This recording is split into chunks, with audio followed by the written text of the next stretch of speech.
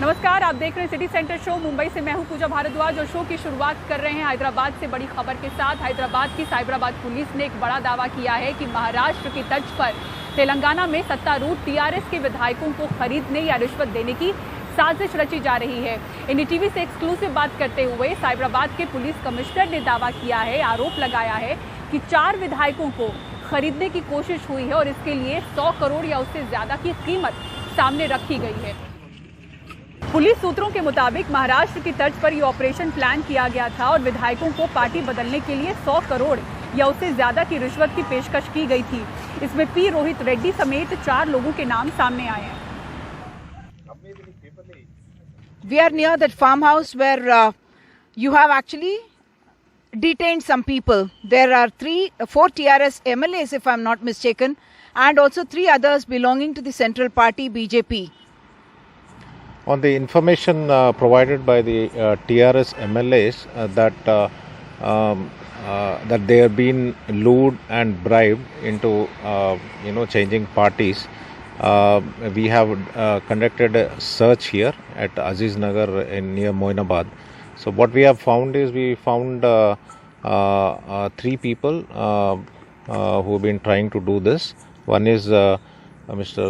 Satish Sharma alias Ramchandra Bharati.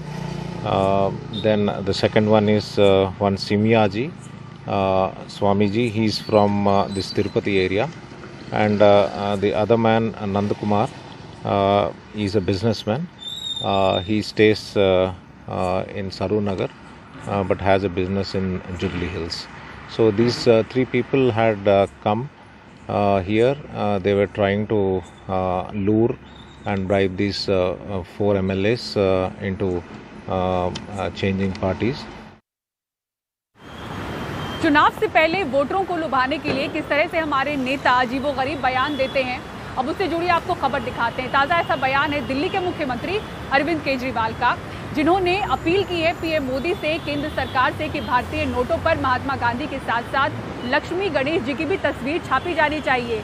इससे अर्थव्यवस्था को ताकत मिलेगी। गुजरात में होने वाले चुनाव से इसे जोड़कर ऐसे बयान को देखा जा रहा है और बीजेपी को भी पलटवार करने का मौका मिल गया है। देखिए रिपोर्ट। अगर भारतीय करेंसी के ऊपर एक तरफ गांधी जी की तस्वीर है वो एज इट इज रहे, दूसरी तरफ अगर लक्ष्मी जी की और गणेश जी की तस्वीर होगी तो इससे पूरे देश को उनका आशीर्वाद मिलेगा। दिल्ली के मुख्यमंत्री अरविंद केजरीवाल की चली तो वो रुपयों पर महात्मा गांधी के साथ लक्ष्मी गणेश की तस्वीर भी लगवा देंगे। उन्होंने ये मांग प्रधानमंत्री से की है। उनके मुताबिक इससे देवता आशीर्वाद देंगे और अर्थव्यवस्था सुधरेगी। आज मेरी केंद्र सरकार से, प्रधानमंत्री जी से अपील है, भारतीय करेंसी के ऊपर एक तरफ गांधी जी की तस्वीर है, वो वैसे ही रहनी चाहिए, लेकिन दूसरी तरफ श्री गणेश जी की और श्री लक्ष्मी जी की तस्वीर भारतीय करेंसी के ऊपर लगाई जाए। जैसा मैंने कहा कि हमें अपनी अर्थव्यवस्था को सुधारने के लिए, भारत को आगे तरक्की देने के लिए बहुत सारे एफर्ट्स की जरूरत है, लेकिन उसके साथ साथ देवी देवताओं के आशीर्वाद की भी जरूरत है। अगर केजरीवाल का बयान अर्थव्यवस्था की चिंता से प्रेरित है या वोट व्यवस्था की योजना से? बीजेपी केजरीवाल की ऐसी श्रद्धा पर सवाल नहीं खड़े कर रही। केजरीवाल पर हिंदुत्व का मुखौटा पहनने का आरोप लगा रही है। जो भगवान श्री राम के भव्य मंदिर का भी विरोध करते थे, वो आज एक चुनावी मुखौटा लेकर के आए हैं। गुजरात और हिमाचल प्रदेश में आम आदमी पार्टी कांग्रेस की राजनीतिक जमीन पर कब्जा करने की पूरी कोशिश कर रही है। ऐसे में केजरीवाल के बयान पर कांग्रेस की भी तीखी प्रतिक्रिया आनी ही थी।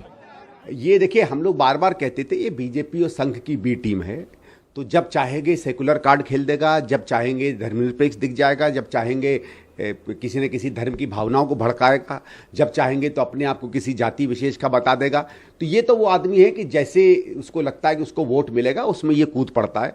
इसकी ना कोई समझ है, ना कोई निष्ठा है, ना कोई इसकी अपनी किसी आइडियोलॉजी के प्रति कोई भी वफादारी है। तो उनको याद रहे। तो अरविंद केजरीवाल बीजेपी की हिंदुत्व नाम की पिच पर खेल रहे हैं। जबकि हफ्ता भर पहले जब प्रधानमंत्री गुजरात दौरे के दौरान mission school of excellence launch कर रहे थे तो इन तस्वीरों से यह संदेश जा रहा था कि बीजेपी आम आदमी पार्टी की शिक्षा या स्कूल नाम की पिच पर खेलने को मजबूर हो रही है। दिल्ली के जो मुख्यमंत्री हैं उन्होंने बोला है कि भारत की जो करेंसी नोट है उस पे गणेश और लक्ष्मी का फोटो होना चाहिए। तो आप बताइए आपको क्या लगता है? होना चाहिए। अच्छा, उससे क्या होगा? अच्छा है, भगवान का फोटो रहना अच्छा है। अच्छा, करेंसी पे भगवान का फोटो रहना अच्छा। तो आप बोल रहे हैं कि केजरीवाल जी का ये अच्छा डिसीजन है? जी, ये तो गलत है। गांधी जी का फोटो थे, वो देश आजाद किए हैं, उनका उचित है कि उन्हीं का फोटो रहना। इसके लिए हमारा तो यही रहा। I think India is a diverse country and we respect all the religions and जो already चलता आ रहा है we should keep that and respect all the religions and not just try to get our votes by by targeting the larger audience. Gujarat को हिंदुत्व की प्रयोगशाला माना जाता है। पिछले 27 साल से यहां बीजेपी के ही प्रयोग सफल हो रहे हैं। गुजरात की जनता को तय करना है कि इस बार उनको अरविंद केजरीवाल का नया प्रयोग पसंद आ रहा है या फिर बीजेपी का ही पुराना योग। दिल्ली से अपने सहयोगी राजीव रंजन के साथ मैं शरद शर्मा, एनडीटीवी इंडिया। प्रयागराज के झलवा इलाके में एक अस्पताल में डेंगू मरीज को प्लेटलेट्स की जगह मौसमी जूस चढ़ाने का मामला सामने आया था, जिसमें मरीज की मौत हो गई थी। जिला प्रशासन ने इमारत को अब सील कर दिया है। इमारत को गिराया भी जा सकता है। इसी बीच जिलाधिकारी ने मौसमी जूस की वजह से मौत की बात से इनकार किया है। देखिए खबर। प्रयागराज के झलवा इलाके के इस ग्लोबल हॉस्पिटल को 20 अक्टूबर को तब सील कर दिया गया जब आरोप लगा कि डेंगू के एक मरीज को प्लेटलेट की जगह मौसमी का जूस चढ़ा दिया गया। इसी आरोप के बाद प्रयागराज डेवलपमेंट अथॉरिटी भी हरकत में आई और उसने एक नोटिस चस्पा कर दिया, जिसमें नक्शा पास न होने के कारण बिल्डिंग को अवैध घोषित कर दिया गया। नोटिस में कहा गया कि एक पुराने नोटिस का जवाब न देने पर 11 जनवरी 2022 को ध्वस्तीकरण का नोटिस दिया गया था। उसका भी जवाब न मिलने पर ध्वस्तीकरण का नया नोटिस भेजा गया है। उधर अस्पताल के संचालक का कहना है कि उन्हें आज तक कोई नोटिस नहीं मिला है। जहाँ तक मुझे नॉलेज में है, क्योंकि मैं बिल्डिंग में किराएदार हूँ, मकान मालिक पप्पू लाल साहू हैं और ग्लोबल हॉस्पिटल को इसके पहले न तो पीडीए की न नगर निगम की कोई भी नोटिस नहीं मिली है। अगर नोटिस मिली भी होगी तो पप्पू लाल साहू को मिली होगी, जो कि मकान के ओनर हैं। मुझे अस्पताल को कोई भी नोटिस नहीं मिली है अभी तक, इसके पहले एडीएस है। अस्पताल के संचालक की दुविधा ये है कि नोटिस में 28 अक्टूबर तक अस्पताल खाली करने का समय दिया गया है ताकि डेवलपमेंट अथॉरिटी ध्वस्तीकरण कर सके, लेकिन दिक्कत ये है कि अस्पताल जांच के लिए पहले ही सीएमओ के आदेश पर सील है। ऐसे में वहां से सामान कैसे निकाला जा सकता है? हॉस्पिटल को सीएमओ ने सीज कर रखा है। एक तरफ मैं इस मसले में फंसा हूँ कि सीएमओ का कहना है भाई सीजिंग है तो मैं उसमें से कोई भी सामान निकाल नहीं सकता। दूसरी चीज, नगर पीडीए ने हमारे यहाँ पे नोटिस चिपका दिया है कि हॉस्पिटल को रिक्त किया जाए, खाली किया जाए, मकान को, बिल्डिंग को खाली किया जाए। अब मैं बिल्डिंग को खाली करने की अगर प्रक्रिया में आता हूँ तो सीएमओ की सीजिंग है और सीएमओ की सीजिंग जब तक हटेगी नहीं तब तक मैं बिल्डिंग को खाली नहीं कर सकता। तो दोनों तरफ से मैं फंसा हूँ। इस बीच प्रदीप पांडे नाम के जिस मरीज की मौत हुई उसे चढ़ाई गई प्लेटलेट्स की रिपोर्ट आ गई है। 3 सदस्यीय जांच टीम की रिपोर्ट के मुताबिक मरीज को मौसमी का जूस नहीं चढ़ाया गया था, बल्कि जो प्लेटलेट्स चढ़ाए गए थे वो सुरक्षित तरीके से नहीं रखे गए थे और ये प्लेटलेट्स बाहर से खरीदे गए थे। ग्लोबल हॉस्पिटल में एक पेशेंट को फेक कंपोनेंट चढ़ाने की जो बात थी उस पे हमने 3 सदस्यीय टीम गठित किया, जिसमें एसडीएम थे, सीओ थे और एक डिप्टी सीएमओ थे। उनकी रिपोर्ट जो प्राप्त हुई है उसमें जो कंपोनेंट पाया गया है वो पुअरली प्रिजर्व्ड प्लेटलेट्स पाया गया है। मतलब कि जो है तो प्लेटलेट्स ही, लेकिन उसे ठीक से उसको प्रिजर्व नहीं किया गया था। जांच में ये बात भी सामने आई है कि मरीज को जो दवा दी गई वह मानकों के अनुरूप नहीं थी। कुछ मेडिसिन भी ऐसी देने की बात सामने आई है पेशेंट को जो कि वो मानक के अनुरूप नहीं है, तो उसके लिए जो हमारे सीएमओ साहब है उसके लिए पृथक से कार्रवाई उस पर कर रहे हैं। इस रिपोर्ट से ये बात और साफ हुई कि बाजार में प्लेटलेट्स बिक रहे हैं जो मानक के अनुरूप सुरक्षित नहीं रखे जाते। जांच रिपोर्ट प्रयागराज की चिकित्सा व्यवस्था पर कई सवाल तो खड़े कर ही रही है। लेकिन जिस तरीके से प्रयागराज डेवलपमेंट अथॉरिटी ने इस मामले में नोटिस चस्पा की है, वो भी अपने तरीके से कई सवाल खड़े कर रही है। ऐसे में सबसे बड़ा सवाल यही है कि क्या इस तरह की समस्या से निपटने के लिए ध्वस्तीकरण ही सिर्फ एक रास्ता है। प्रयागराज से नितिन के साथ अजय सिंह, एनडीटीवी इंडिया। बात डेंगू की करते हैं। डेंगू के बढ़ते मरीजों में बॉलीवुड एक्टर सलमान खान का भी नाम जुड़ चुका है। मुंबई में ऐसे मरीजों की संख्या तो बढ़ती ही जा रही है, लेकिन डॉक्टर्स इस बात से ज्यादा चिंतित हैं कि इस बार के लक्षण तीव्र हैं और ऐसे तीव्र लक्षणों से बच्चे भी अछूते नहीं हैं। देखिए रिपोर्ट। आईसीयू में डेंगू मरीज की तस्वीरें मुंबई की हैं। एक की उम्र 35 साल है और दूसरे की 60 साल। फीवर के फौरन बाद हालत बिगड़ी और मुंबई के लायंस अस्पताल में आईसीयू में भर्ती होना पड़ा। डॉक्टर बताते हैं कि इस साल डेंगू बीमारी के लक्षण भी तीव्र हुए हैं। अगस्त सितंबर ये केसेस जो है बहुत कम होते हैं और अभी we are almost end of the October और उसके बाद भी जो है ये केसेस रजिस्टर होना, काफ़ी सारे नंबर्स में ये केसेस का पाया जाना, this is something which is unusual, जो कि ये साल हमें दिखाई दे रहा है। मतलब 3 दिन 4 दिन की बुखार की हिस्ट्री है और उसके बाद भी जो है पेशेंट्स कॉम्प्लिकेशंस लेके आ रहे हैं, जैसे कि प्लेटलेट्स बहुत ड्रॉप होना, 10,000 15,000 पे जाना, जो नॉर्मली 1.5 से 4.5 लाख का काउंट रहता है। और साथ ही में पेशेंट्स को कन्वल्जेंस आना, इंटरनल ब्रेन में ब्लीडिंग, लंग्स में ब्लीडिंग होना, किडनी इंजरी होना, लीवर के अंदर सूजन होना, तो ऐसे मल्टीपल कॉम्प्लिकेशंस के साथ काफ़ी पेशेंट्स आ रहे हैं। और ये साल काफ़ी सारे बच्चों में भी ये सिम्टम्स दिखाई दे रहे हैं कि खून की उल्टी होना प्लेटलेट कम होने की वजह से। दिल्ली, मुंबई से लेकर यूपी, बिहार और मध्य प्रदेश तक इन दिनों देश भर में डेंगू ने कहर बरपा रखा है।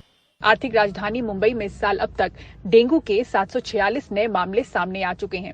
अक्टूबर के शुरुआती 2 हफ्तों में 178 मामले बीएमसी ने रिपोर्ट किए हैं। 2020 की तुलना में इस साल डेंगू के मामलों में करीब 470% की बढ़त दिखी है। मुंबई में इस अक्टूबर महीने में भी रुक रुक कर हो रही बारिश के कारण मच्छरों की तादाद बढ़ती जा रही है, जिससे डेंगू और मलेरिया के मामलों में वृद्धि दिख रही है। डेंगू के मरीज में प्लेटलेट्स की मांग बढ़ जाती है और इसको लेकर निजी ब्लड बैंकों में दबाव रहता है। आस लग रही है कि तापमान कम होते ही मामले घटेंगे। मुंबई से पूजा भारद्वाज, एनडीटीवी इंडिया। और मल्लिकार्जुन खड़गे ने कांग्रेस अध्यक्ष पद का कार्यभार संभाल लिया है। इस मौके पर बोलते हुए सोनिया गांधी ने कहा कि इस पद से मुक्त होकर वो राहत महसूस कर रही हैं। वहीं इस कुर्सी पर बैठकर खड़गे के लिए असल चुनौती अब शुरू हुई है। दिल्ली के कांग्रेस मुख्यालय में अध्यक्ष का कमरा लंबे समय बाद खुला। ये अब सोनिया गांधी की जगह मल्लिकार्जुन खड़गे के नाम हो चुका है। खड़गे को अध्यक्ष की कुर्सी पर बिठाने के लिए खुद सोनिया गांधी यहां तक गईं। इससे पहले अपने विदाई भाषण में सोनिया ने कहा वो राहत महसूस कर रही हैं। मुझसे अपनी क्षमता और योग्यता के अनुसार जितना बन पड़ा उतना किया। आज मैं इस दायित्व से मुक्त हो जाऊंगी। यह भार मेरे सिर से उतर जाएगा, इसीलिए स्वाभाविक रूप से मुझे राहत का एहसास हो रहा है। अब यह जिम्मेदारी खड़गे जी के ऊपर आ गई है।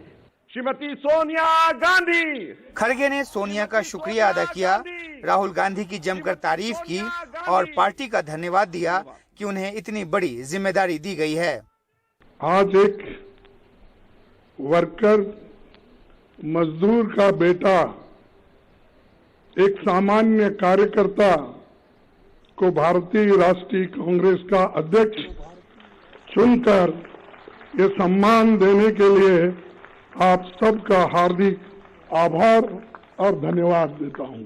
मैं आप खड़गे ने एकता पर जोर दिया, सबको साथ लेकर चलने की बात की और मोदी सरकार की नीतियों पर चोट की। किसने सोचा होगा कि देश में कभी ऐसी राजनीति का दौर भी आएगा जिसमें झूठ का बोलबाला होगा और सत्ता में बैठे हुक्मरान लोकतंत्र को कमजोर करने में जुटे होंगे।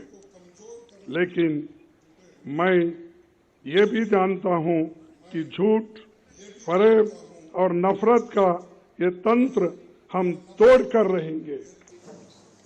कांग्रेस अध्यक्ष अब अपनी नई टीम का गठन करेंगे, लिहाजा कांग्रेस कार्य समिति के सभी सदस्यों, तमाम महासचिवों और राज्य प्रभारियों ने इस्तीफा दे दिया है। खड़गे ने पार्टी के 50% पद 50 साल से नीचे के नेताओं को देने का उदयपुर चिंतन शिविर का संकल्प दोहराया है। ऐसे में संगठन में बड़े फेरबदल की उम्मीद जताई जा रही है। गुजरात और हिमाचल के चुनाव में कांग्रेस का प्रदर्शन पहली बड़ी चुनौती है। अगले साल छत्तीसगढ़, राजस्थान और मध्य प्रदेश जैसे राज्यों में चुनाव होने हैं। इससे पहले राजस्थान कांग्रेस का झगड़ा भी निपटाना है और 2024 में लोकसभा चुनाव तो है ही। बतौर कांग्रेस अध्यक्ष सोनिया गईं, खड़गे आए। जिम्मेदारी बड़ी है और सामने कई चुनौतियां खड़ी हैं। सारी निगाहें 24 साल बाद कांग्रेस अध्यक्ष पद पर आए एक गैर गांधी नेता पर लगी है कि ये कांग्रेस पार्टी को यहां से कहां आगे ले जाते हैं। कैमरा पर्सन मुरसलीन के साथ उमाशंकर सिंह, एनडीटीवी इंडिया। 10 कश्मीरी पंडित परिवारों ने चुपचाप घाटी छोड़ दी है और ये जम्मू चले गए हैं।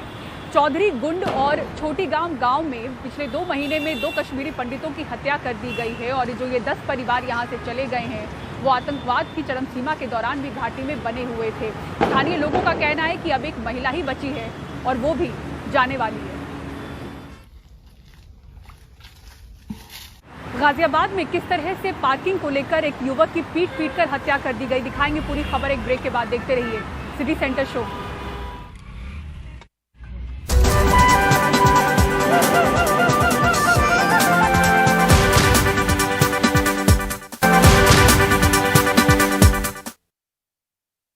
और अब खबर गाजियाबाद से, जहां एक ढाबे पर पार्किंग को लेकर विवाद इतना बड़ा हुआ कि एक युवक की पीट कर हत्या कर दी गई। मामला मंगलवार देर रात का है और इस वारदात का एक वीडियो भी सामने आया है। परिजनों ने न्याय के लिए थाने में हंगामा किया। मृतक जो है वो दिल्ली पुलिस के एक रिटायर्ड दरोगा का बेटा है।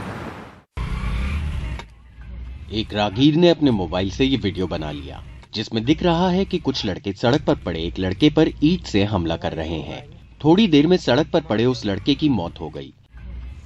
ये वीडियो गाजियाबाद के लोनी भोपुरा मोड़ का है, जहां इसी रेस्टोरेंट के सामने पार्किंग को लेकर मंगलवार रात झगड़ा हुआ।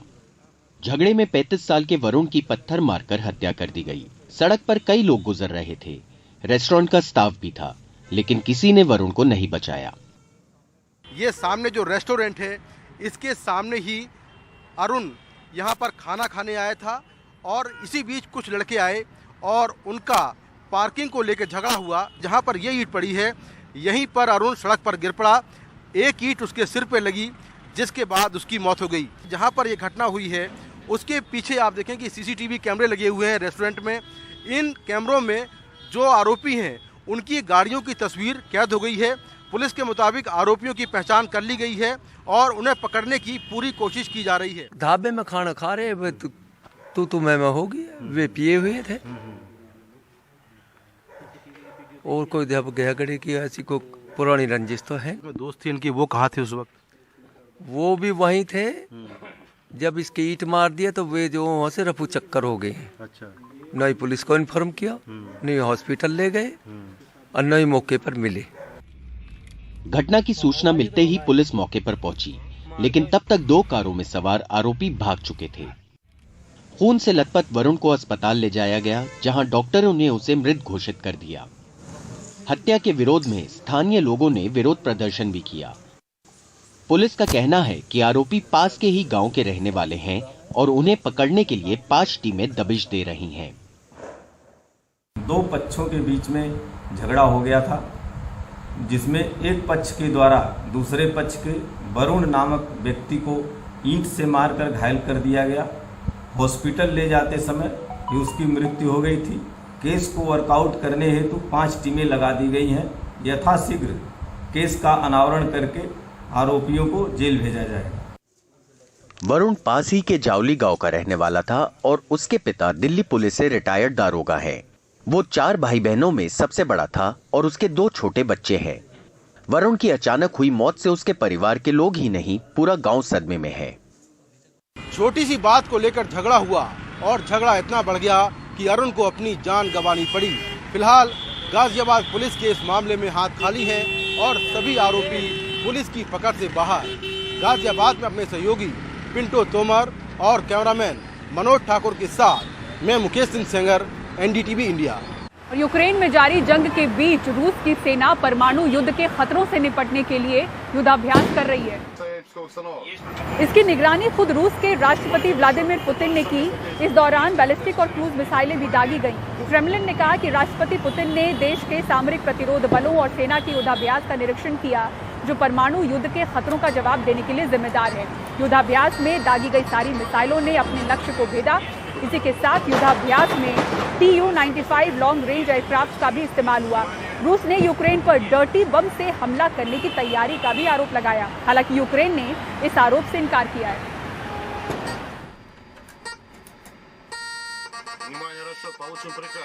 और सिटी सेंटर शो में फिलहाल इतना ही। इसी के साथ पूरी टीम को दीजिए इजाजत। खबरों के लिए देखते रहें NDTV इंडिया। नमस्कार।